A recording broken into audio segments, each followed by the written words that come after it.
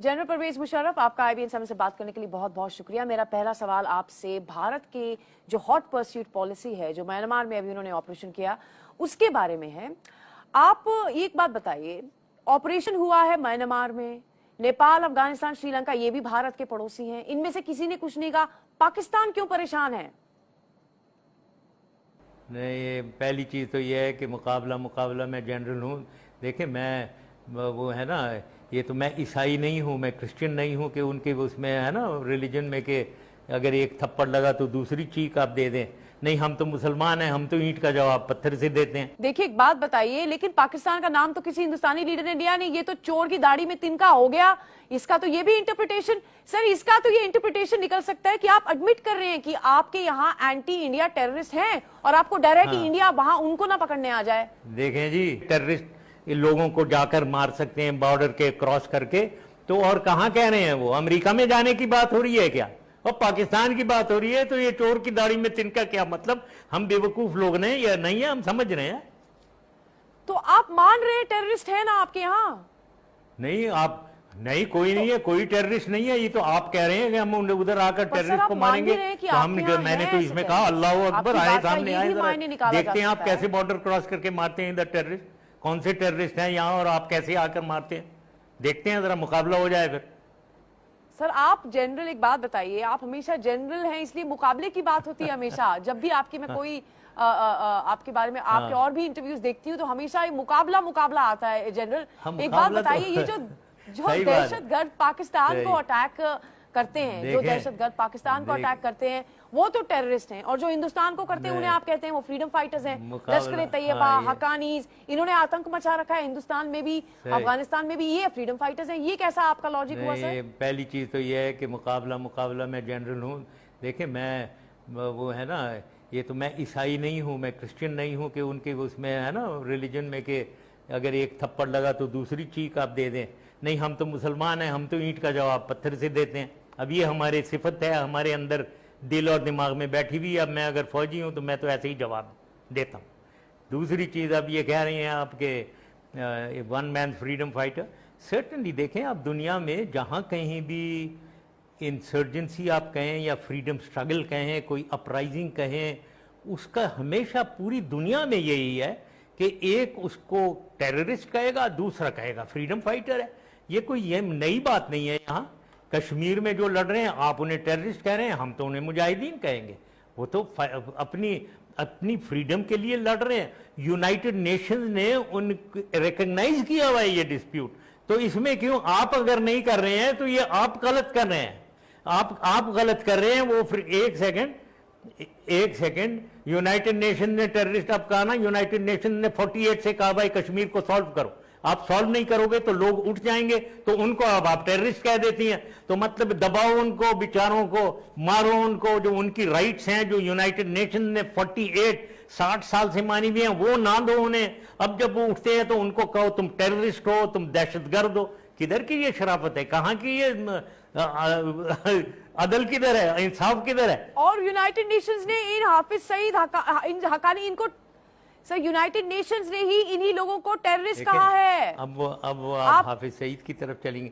हाफिज सईद एक हमारी सेंसिटिविटी, अंदरूनी एक इशू है। ये बना ही उस वक्त जब ये फ्रीडम स्ट्रगल कश्मीर में आपके IHK में शुरू हुआ, तो बहुत से पाकिस्तानी वॉलंटियर करके जाना चाह रहे थे अपने भाइयों बहनों को मदद के लिए, जिहाद के लिए, खुद उठ गए। ये कोई हुकूमत पाकिस्तान ने नहीं किया, खुद उठे वो और वो जाने लगे, और उससे ये लश्कर-ए-तैयबा। तो आपने UN की बात जब आप की, इनकी बात करते हैं, ये हमारी इंटरनल है, इसको हम इंटरनली हैंडल करेंगे, इसकी सेंसिटिविटी है।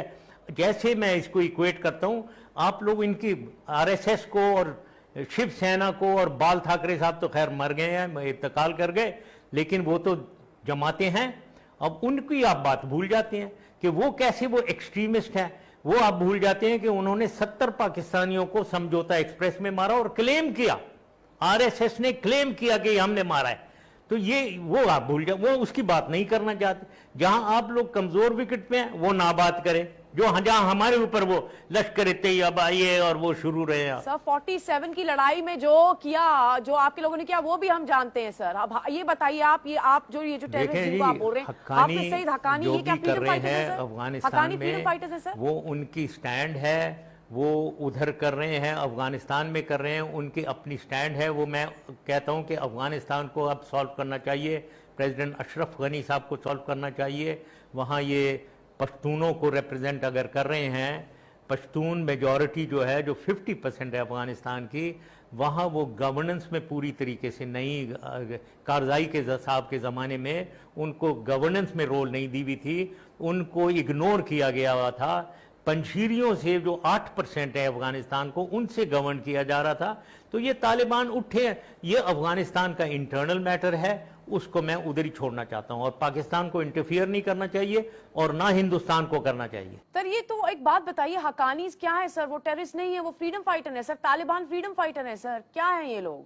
जहां तक हक्कानीज का है, आपको पता होना चाहिए कि हक्कानी जो है ना, आप कह रहे हैं ना ये टेररिस्ट हो गए, ये हम उनके साथ हैं या नहीं है, ये आपको पता है कि 80s में, 1980s में जब सोवियत यूनियन के खिलाफ अफगान लड़ रहे थे, हक्कानी जो है ना, ये जलालुद्दीन हक्कानी, सिराज हक्कानी का बाप, ये हीरो था। ये आपको पता कि वो हीरो था, और वो सबसे अच्छा फाइटर अगेंस्ट सोवियत वो थे, ये हक्कानीज ही थे। ये अमेरिका गए हैं प्रेसिडेंट ऑफ अमेरिका से मिलने, ये भी आपको मालूम होगा। तो ये चीजें चलती रहती हैं जी। देखें, उस वक्त माहौल था, अब एक और माहौल आ गया है। अब कारजाई साहब गए हैं, अशरफ गनी साहब आ गए, एक और, उस माहौल के मुताबिक स्ट्रैटेजीज चेंज होती रहे, पॉलिसीज, ठीक है ना, आती जाती रहेंगी। तो आप सिंपथाइजर हैं हक्कानीज के? आपकी बात से ये तो मुझे समझ में आ गया। एक बात बताइए जनरल साहब, आप एक बात बताइए कि जो ये काबुल में अटैक हुआ, उसमें भी हक्कानियों का नाम आया था। आप एक आर्मी चीफ रहे हैं, आप प्रेसिडेंट रहे हैं, और जब आप न्यूक्स की बात करते हैं कि न्यूक्स हमने शब्बे बारात के लिए थोड़ी रखे हैं, इतनी बड़ी बात जनरल, ऐसा क्या हो गया जो आपने फिर से न्यूक्लियर वेपन्स की धमकी दे डाली? ऐसा क्या हुआ है, ऐसा क्या हुआ है जनरल? हाँ, न्यूक्लियर का देखें, जब आप इतनी एग्रेसिव स्टांस लेंगे, और आप लोग, आपका प्राइम मिनिस्टर जिसकी क्रीडेंशियल्स क्लियर हैं, क्रीडेंशियल्स उनके, वो आरएसएस के बहुत बचपने से मेंबर है, तो वो एक उनकी हिंदू डोमिनेशन में वो बिलीव करते हैं, मुसलमानों को डोमिनेट करने में बिलीव करते हैं। उस पॉलिसी को आगे ले जाकर वो पाकिस्तान को डोमिनेट करना चाहते हैं। जब वो इतनी एग्रेसिव किस्म की चीज़ें करेंगे, लाइन ऑफ कंट्रोल को एक्टिवेट करेंगे, और हमारे अंदरूनी हालत में जो मुदाखलत हो रही है उसको, उसके लेवल को, पिच को बढ़ाएंगे, तो हम भी रिस्पॉन्ड करेंगे। हम कोई चूड़ियां पहने नहीं बैठे हैं, इसीलिए मैंने कहा, और इसीलिए मैंने कहा कि फोर्स अगर है वो, क्योंकि आप फोर्स ही की धमकी आप लोग देते हैं, हिंदुस्तान की तरफ से आती है, तो उसकी जवाब में हम भी देते हैं फिर। नहीं, पर ये न्यूक्लियर तो किसी ने कहा ही नहीं सर। न्यूक्लियर ये आपको तो, ये तो पाकिस्तान का ब्लैकमेल है पूरी दुनिया के लिए कि हमारे पास न्यूक्लियर वेपन्स हैं, हमें कोई कुछ ना कहे। हमारी आप न्यूक्लियर की बात किसने कही? फोर्स जो है पूरी, देखें, हमारी मिलिट्री फोर्स जो है उसकी स्ट्रैटेजी ऑफ डिटरेंस है। हम छोटा मुल्क हैं, आपसे हम 1/5 मुल्क हैं। हमारी आर्मी या एयरफोर्स, नेवी आपकी फोर्सेस से आधी से भी कम है, 1/3 है। तो हमने जो भी फोर्स बनाई है वो डिटरेंस के लिए है, वो आपको बताने के लिए है कि आपकी जो एग्रेसिव स्टांसेस हैं, या आपकी बहुत जो यहाँ जो आपकी फ्यूचर एस्पिरेशंस हैं इधर डोमिनेशन की वगैरह, वो हम पे मत ट्राई करें। हम पीसफुली रहना चाहते हैं, हमें आप छोड़ दें। जब आप उसको थ्रेटन करेंगे, आपने तो ये कहा, आपने तो न्यूक्लियर कहा, आपने तो न्यूक्लियर की सीधा धमकी दे दी ना। अब आपको ये माना जाता है कि आप फौज के, पाकिस्तानी फौज के अनऑफिशियल स्पोक्स पर्सन हैं। तो जब ये शब्बे बारात जैसे कमेंट्स आप करते हैं, ये आपकी तरफ से आ रहे हैं सर, या ये पाकिस्तानी फौज की तरफ से आ रहे हैं? कोई फौज की तरफ से नहीं है, कोई गवर्नमेंट की तरफ से नहीं है। मैं जो भी बोलता हूं मैं अपनी तरफ से बोलता हूं। अच्छा सर, एक बात बताइए, बांग्लादेश में जब पाकिस्तान, हमारे प्रधानमंत्री बांग्लादेश गए, तो पाकिस्तान इस बात से इतना क्यों परेशान है कि उन्होंने 71 लिबरेशन वॉर के बारे में बात की, हिंदुस्तानी सिपाहियों ने वहां उनकी लिबरेशन वॉर में मदद की थी, ये तो आप भी जानते हैं, मैं भी जानती हूँ, पूरी दुनिया जानती है। तो अब अचानक से इतना ओवर रिएक्शन क्यों हो रहा है सर? पाकिस्तानी एनालिस्ट कह रहे हैं ओवर रिएक्शन है। ओवर रिएक्शन इसलिए हो रहा है, क्या आप 3 सदी सेंचुरीज गुजर जाएंगी, आप यही बात करती रहेंगी क्या? 50 साल गुजर गए हैं इस बात को, और कोई ओकेजन नहीं है कि बात की जाए फ्रीडम स्ट्रगल, वो जो बांग्लादेश की 71 वॉर की, और वो जो साइनिंग सेरेमनी है सरेंडर डॉक्यूमेंट की, उसकी तस्वीरें एक्सचेंज की जाएं, कोई उसकी कोई एनुअल, ना तो ये है कि उसकी वो डेट थी वो खास, वो भी नहीं है। तो अब 50-60 साल जिस बात को गुजर गए हैं, तो आप क्यों उसको रिवाइव कर रहे हैं? तो क्यों आप बांग्लादेश में, एक सेकंड, क्यों आप बांग्लादेश में एक एंटी पाकिस्तान फीलिंग को विप अप कर रहे हैं? क्यों आप उनकी प्राइम मिनिस्टर पहले ही एंटी पाकिस्तान फीलिंग्स रखती हैं, क्योंकि वो तो हिंदुस्तान की बिल्कुल सबमिट हुई हुई हैं, सबमिट करना चाहती हैं बांग्लादेश को, अनफॉर्चुनेटली। तो वो तो आपके कहने पे वो ही कर रही हैं जो मोदी साहब करना चाह रहे हैं। तो हमें तो गुस्सा आएगा, बिल्कुल आएगा, कि 60 साल बाद आप ये बातें हो रही हैं जो पुरानी हो गई हैं, अब आगे देखें आप। मैं समझ गई जनरल, आपको तकलीफ हुई, आपको दुख होता है, क्योंकि बांग्लादेश के लोग जीत गए, अपनी फ्रीडम की लड़ाई वो जीत गए। तकलीफ नहीं, बहुत गुस्सा आया सर, बहुत गुस्सा आया, तकलीफ नहीं। अब हम मुद्दा थोड़ा चेंज करते हैं सर। देखिए, ये जो आप हमारे प्राइम मिनिस्टर के पीछे जो पड़े हुए हैं आप, वो आप कहते हैं एंटी पाकिस्तान है। उन्होंने अपने पहले दिन स्वेरिंग इन, पहला उनका दफ्तर में दिन था, उन्होंने आपके प्रधानमंत्री से मुलाकात की। उसके बाद टॉक्स बंद होने के बाद उन्होंने सार्क के गार्ड में अपने फॉरेन सेक्रेटरी को भेजा आपके यहाँ। तो हम तो कोशिश कर रहे हैं जनाब बराबर की आपसे बातचीत हो, तो आप उन्हें एंटी पाकिस्तान क्यों कहते हैं सर? इनवाइट कर लिया, अगर प्राइम मिनिस्टर को ये समझ रहे हैं बस इनवाइट कर लिया, तो हम वो यहाँ कहा जाता है थल्ले लग जाए जी, क्या हो गया जी, इनवाइट कर लिया तो इसका मतलब ये तो नहीं कि हम आपके अब वो भिखारी बन गए हैं, हम आपके गुलाम बन गए हैं। प्राइम मिनिस्टर मोदी और आपके मिनिस्टर तो रोजाना इस किस्म की एग्रेसिव बातें कर रहे हैं, बेलिजरेंट बातें कर रहे हैं, तो उसका तो रिस्पांस मिलना चाहिए पाकिस्तान की तरफ से। पर सर हमारा तो ऑपरेशन म्यांमार में हुआ था, जवाब तो आपके यहाँ से आने शुरू हुए कि म्यांमार में ऑपरेशन हुआ था, ऑपरेशन म्यांमार में हुआ, लेकिन बातें पाकिस्तान के खिलाफ हुई। ये आप ही को देखो ना, तो ये अकल की बात है कि वो म्यांमार में ऑपरेशन कर रहे हो, ये कह रहे हो हम और जगहों में भी ये करेंगे। किन जगहों में आप करेंगे? अमेरिका के खिलाफ करने वाले हैं, किसके खिलाफ करने वाले? क्रोनोलॉजिकल आप उसका ऑर्डर देखिए, पहले आपके यहाँ से बयान आने शुरू हुए। मैं यहाँ से मुद्दा ये चेंज करती हूँ, वरना हम इसी बहस में फंस जाएंगे। एक बात बताइए, आप आप कहते हैं इंडिया बहुत टेरर सप्लाई करता है पाकिस्तान में। आपसे दो सवाल है मेरे पॉइंटेड। पाकिस्तान के अलावा कोई और देश है जो कहता है कि भारत टेरर स्पॉन्सर करता है? पहले तो आप ये बता दीजिए, अगर आपकी और अपनी बात को हम छोड़े, कोई और देश ये कहता? और दूसरा, ये आपके पास क्या एविडेंस है सर? बीबीसी के इंटरव्यू में आपने कहा कि भारत के कॉन्सुलेट्स हैं अफगानिस्तान में, ये एविडेंस है कि भारत ट्रेन करता है, ट्रेनिंग देता है अफगानी सोल्जर्स को, ये एविडेंस है। ये कैसा एविडेंस है सर? दो पॉइंटेड सवाल पूछे आपसे। देखें, ये एविडेंस, अब मैं हुकूमत में नहीं हूं, जब मैं हुकूमत में था मैंने बिल्कुल पूरी एविडेंस कारजाई साहब को भी दी थी, और एविडेंस उनको दी थी कि ये रॉ के एजेंट आते हैं, ऑफिशियल लेटर्स जा रहे हैं फील्ड ऑपरेटिव्स को कि इन्हें रिसीव किया जाए और इनकी एडमिनिस्ट्रेशन की जाए। मैंने एविडेंस दी थी कि वहाँ हमारे टेररिस्ट जो बैठे हुए हैं, ब्राह्मदास बुख्ती बैठा हुआ था, कैसे वो जाता है हिंदुस्तान और एयरपोर्ट पे रॉ के एजेंट उन्हें रिसीव कर रहे हैं, तस्वीरें भी मैंने दिखाई। तो हमने पूरी एविडेंस दी थी कि रॉ की एक्टिव इन्वॉल्वमेंट कश्मीर में है, एक्टिव इन्वॉल्वमेंट हमारे टेररिस्ट को सपोर्ट करने में है, हथियार देने में है, पैसे देने में है। पर कारजाई साहब की तो आप मतलब वो उनसे तो आपने सुना ही है, वो क्या सोचते हैं पाकिस्तान के बारे में। आपने उन्हें एविडेंस दी भी, लेकिन वो तो आप ही को ब्लेम करते हैं जो अफगानिस्तान के हालात हैं अभी। अब पाकिस्तान तालिबानियों को, अफगान तालिबान को पूरी तरह सपोर्ट कर रहा है। आपके टाइम में शुरू हुआ था ये, आपने उनको पनाह दी और सबसे ज्यादा नुकसान भी पाकिस्तान का हुआ। अब पाकिस्तान ने अफगानिस्तान के साथ इंटेलिजेंस डील साइन की है, पर ये कैसी डील है जनरल, जब अफगानिस्तान के जो इंटेलिजेंस चीफ है नबील, उन्होंने डील साइन ही नहीं की। वो तो आपको ट्रस्ट करते ही नहीं है सर। तो कारजाई साहब जो कह रहे हैं कि पाकिस्तान के खिलाफ अगर हैं, तो बिल्कुल पाकिस्तान के खिलाफ थे। वो आप लोगों के साथ कोल्यूजन करते थे, और मैं बिल्कुल उनको मुंह पे उनके कहता था कि ये बिल्कुल आप गलत कर रहे हैं, आप हमें एक तरफ से भाई भाई कहते हैं और एक्चुअली आपका बिल्कुल भाई बन नहीं, आप हमारी दुश्मनी कर रहे हैं इंडिया के साथ कोल्यूट करके। ये मैंने उनके मुंह पे कहा हुआ है, तो ऐसी कोई मैंने तकल्लुफ मैं नहीं दिखाता हूँ इन चीज़ों में। और अगर वो हमारे खिलाफ है, हमें पसंद नहीं करते आप कह रही हैं, तो हम भी उन्हें नहीं पसंद करते हैं।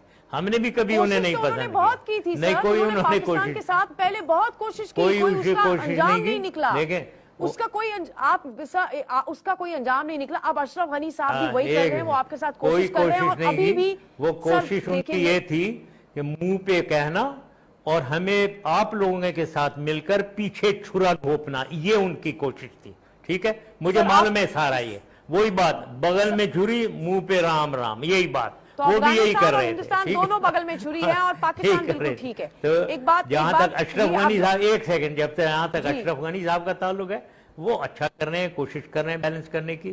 प्रॉब्लम अफगानिस्तान में ये है, आप वहां जा रहे हैं, इंटरफियर कर रहे हैं, जबकि आपका कोई बॉर्डर नहीं है, आपको कोई जरूरत नहीं है, आप दूर रहें अफगानिस्तान से। हमको भी अलग रहना चाहिए, लेकिन आप जब आते हैं उधर, रॉ जब आती है और हमारे बैकयार्ड में, हमारे बलूचिस्तान में और फ्रंटियर में इंटरफियर करती है, तो हम भी फिर इंटरफियर करते हैं वहां आपको काउंटर करने के लिए। तो आप भी बाहर रहें, पाकिस्तान को भी बाहर रहना चाहिए। ठीक है, कोई अगर वहां पीस आए अफगानिस्तान में, तो इंडिया तो चाहता है वहां पीस आए। नहीं, आप नहीं चाहती, लेकिन अभी तक वहां पे कोई कुछ हुआ नहीं है। अब जो भी उनकी डेडलाइन थी अशरफ गनी साहब की, उस पर कुछ डिलीवरेंस नहीं हुई है, ये उन्होंने हमें खुद बताया। आपसे आखिरी सवाल जनरल, समय हमारे पास खत्म हो गया है, आखिरी सवाल, भारत और पाकिस्तान बातचीत आगे कैसे लेके जाए? आप न्यूक्स की बात को छोड़ दें, ये रिश्ता आगे कैसे बढ़ाएं, कैसे बढ़ेगा या नहीं बढ़ेगा, आपका क्या विचार है? पहले तो वो जो आपने लंबी बात पहले कर दी, उसका भी मैं जवाब देना चाहूंगा। देखें, अफगानिस्तान में 1979-80 से जब सोवियत यूनियन उधर उन्होंने फोर्सेस लाए थे, आप उनके साथ थे। और अफगानिस्तान में जब उठे हैं लोग, जिहाद किया है, सोवियत से लड़े हैं, पाकिस्तान ने 4 मिलियन रेफ्यूजीज, 40 लाख उन्होंने उनको पनाह इधर दी है और अफगान भाइयों के साथ लड़े हैं। वो सोवियत यूनियन के फोर्सेस को डिफीट किया है, हमने किया है, पाकिस्तान ने किया, आपने नहीं किया, आप दूसरी तरफ थे, आप दुश्मन थे अफगान के लोगों के। ठीक है, उसके बाद वो बातें छोड़ें आप कि क्या आप कर रहे हैं, आपके कोई वहां अफगानिस्तान में आपका कोई खास रोल नहीं होना चाहिए और हम भी अलग रहते हैं। गो हमारी जोग्राफिया उनके साथ है, हमारी हिस्ट्री उनके साथ है, हमारा कल्चर उनके साथ है, हमारा रिलीजन उनके साथ है, हमारे बहुत से एफिनिटी है उनके साथ। जी, भारत और पाकिस्तान, तो आप लोगों की कोई ऐसी एफिनिटी नहीं है अफगानिस्तान के साथ। ठीक है, तो आप अलग रहें तो हम भी अलग रहें, तो अफगानिस्तान के लिए बहुत अच्छा होगा। अब आगे आते हैं, आपका वो जो अगला सवाल जो आप जो कर रही हैं कि फ्यूचर ताल्लुकात पाकिस्तान और हिंदुस्तान के, यस, वो ये जो अब माहौल क्रिएट किया हुआ है आपकी हुकूमत ने, खास तौर पे आपके अपने प्राइम मिनिस्टर ने, उसको तो अगर मैं वो देखता हूं तो मेरे ख्याल में वो ताल्लुकात के अच्छा आगे जाने के अच्छे, मेरे ख्याल में शगुन अच्छे नहीं है।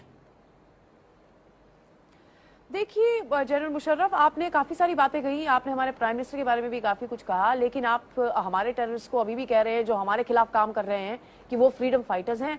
और आप एक बार, मेरी तो ये आपको राय होगी, बस छोटी सी, मैं आपसे उम्र में छोटी हूँ, आप एक बार काबुल चले जाइए, आप वहां बैठ के कुछ लोगों से बात कर लीजिए, आपको खुद समझ में आ जाएगा कि वो किसको दोस्त मानते हैं लोग वहां के और किसको नहीं मानते। हमसे बातचीत करने के लिए जनरल मुशर्रफ आपका बहुत बहुत शुक्रिया, आपने अपना कीमती वक्त निकाला CNN IBN के लिए। Thank you very much sir.